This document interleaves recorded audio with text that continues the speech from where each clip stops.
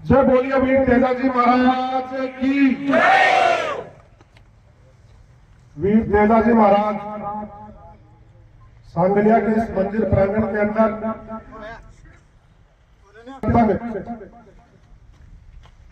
जो शामी गांव के अंदर कानून के विरुद्ध जाकर एक व्यक्ति द्वारा जिस प्रकार का जो कृत्य किया गया, उसके खिलाफ आक्रोश में आज सामाजिक संगठन वीर तेजा सेना के बैनर के नीचे महज एक प्रेस वार्ता का जो कार्यक्रम आज रखा गया है,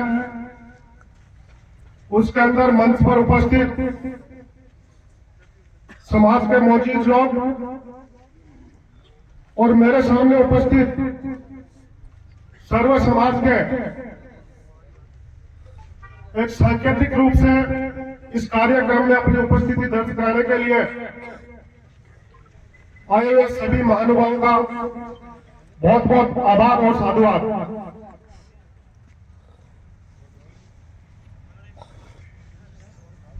ज्ञानाराम जी ने जैसे बताया कि कोई ये भाषण देने का कार्यक्रम है नहीं, हमारे समाज के बीच में इस बात का एक द्वेष था। एक व्यक्ति ने पहले हमारे समाज को आपस में लड़ाने की एक कुचेष्टा की, दो लोगों का नाम लेकर समाज को टुकड़ों में बांटने की कोशिश की। और धन्यवाद आप सब लोगों का कि एक सप्ताह हो गया, लेकिन अपन लोग पहली बार ऐसा उदाहरण है कि आपने बड़े धैर्य के साथ में काम लिया। प्रशासन के लोग भी यहाँ खड़े, उनको भी कहना चाहूंगा, हमारा धैर्य और ये कोई सभा नहीं है, हम सिर्फ हमारे सांकेतिक रूप से यहाँ इकट्ठे हुए हैं। जिस दिन जरूरत पड़ेगी तो जलजला भी आएगा, लेकिन आज इस बात के खिलाफ हम खड़े हैं कि एक व्यक्ति पूरे समाज को टारगेट नहीं कर रहे हैं, लेकिन किसी एक व्यक्ति की इतनी हिम्मत कि हमारे समाज के अंदर द्वेषता पैदा करे, भाई को भाई से लड़ाए और कानून के खिलाफ जाकर वो काम करे और फिर हमें धमकी दे कि आप कुछ नहीं कर सकते, तो हमारी कमजोरी नहीं समझे। हमारा समाज इतना मजबूत है कि जब समय रहेगा हमारी मजबूती और एकता आपके सामने पेश करने की हिम्मत हमारे अंदर है।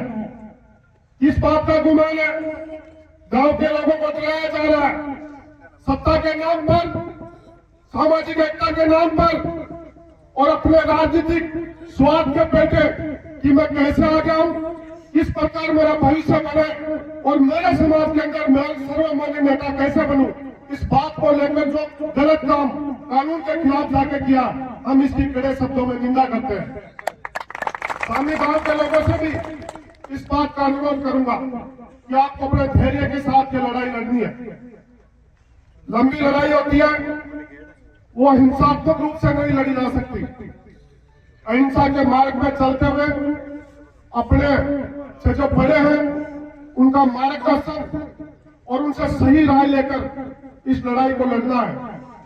हम इस मूर्ति के खिलाफ नहीं है कि आपने मूर्ति लगा दी और हम ये नहीं चाहते आप मूर्ति लगाओ, गांव गांव के अंदर लगाओ, हम कहां विरोध कर रहे हैं, लेकिन कानून के खिलाफ जाकर लगाओगे और फिर हमारे लोगों को आप जुड़ाने की कोशिश करोगे तो ये कतई बर्दाश्त नहीं होगा। हमने गलत चीज का कभी समर्थन नहीं किया। अभी ज्ञानाराम जी बता रहे थे नागौर की बात, बाड़मेर के बायतू के अंदर आज से लगभग 1 साल पहले तेजा जी की मूर्ति लगाई थी निजी जमीन के ऊपर, फिर भी प्रशासन ने उसने कहा, वहां के कलेक्टर महोदय ने, कि आपने बिना परमिशन लगाई है। आज बालोतरा जिले के थाने के अंदर हमारे तेजा जी की मूर्ति है। हमने कभी समर्थन नहीं किया, गलत काम का न पहले किया न आगे करेंगे, लेकिन ना कभी डरेंगे और ना आगे डरेंगे। हमें डरा कर कोई काम करने की कोशिश करे तो ऐसी भूल करना मत।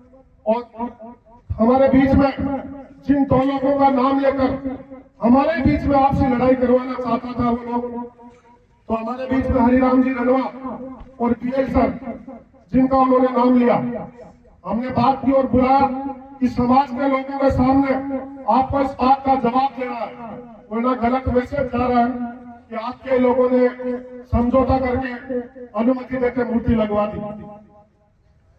तो अभी प्रेस वार्ता होगी और प्रेस वार्ता के दौरान उस सरपंच की उस बात का खंडन किया जाएगा।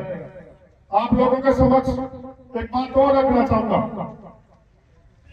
कि अपने को जिस प्रकार से एक सप्ताह से अपन जिस धैर्य के साथ बैठे हैं, अपने को किसी प्रकार की कोई तुच्छ टिप्पणी किसी भी समाज के पीछे करनी नहीं है।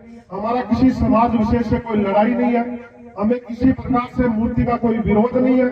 हमारा विरोध यह है कि आपने गलत तरीके से गलत जगह मूर्ति लगाई, इस बात का विरोध हम कर रहे हैं और करते रहेंगे।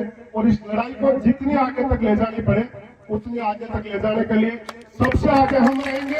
आप हमारे पीछे हो जाना, किसी भी प्रकार का संकट आएगा हम आपसे पहले झेलने को तैयार रहेंगे, लेकिन बड़े अनुशासन के साथ। मुझे पता है युवा साथियों के अंदर और बुजुर्गों के अंदर भी आक्रोश है।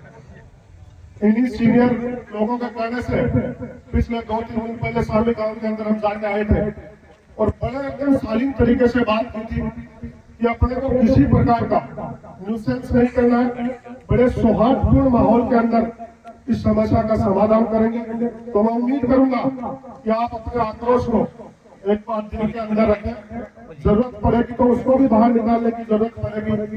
गांव-गांव, ढाणी-ढाणी के अंदर हम लोग जुड़ेंगे, लेकिन मुझे लगता नहीं कि कानून के खिलाफ जो काम है उसमें अपन को यहाँ तक जाना पड़ेगा। कानून अपने हिसाब से काम करेगा, मूर्ति भी उतरेगी और हम सब लोग बड़े शालीन तरीके से भाईचारे के साथ बैठकर सारे समाजों को एक संदेश देने का काम करेंगे। ज्यादा न कुछ बोलते हुए पूरा आप सब लोगों का बहुत शालीन तरीके से आप यहाँ आए, एक बुलाव पे आपका बहुत बहुत आभार। और यह पूरा उम्मीद करते हुए कि किसी भी प्रकार की तुच्छ टिप्पणी, अपने समाज का ये संदेश जाना चाहिए।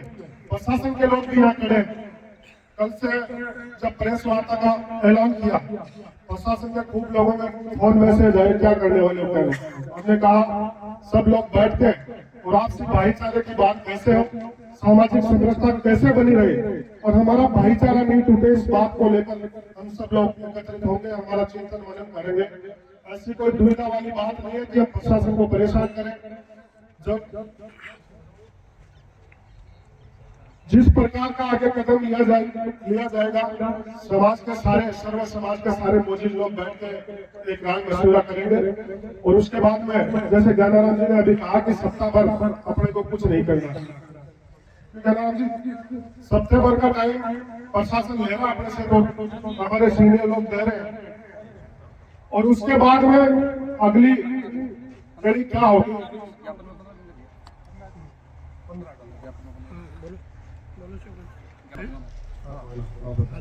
तो जब तक अपने को क्या है तो अलग अलग नहीं बचना है।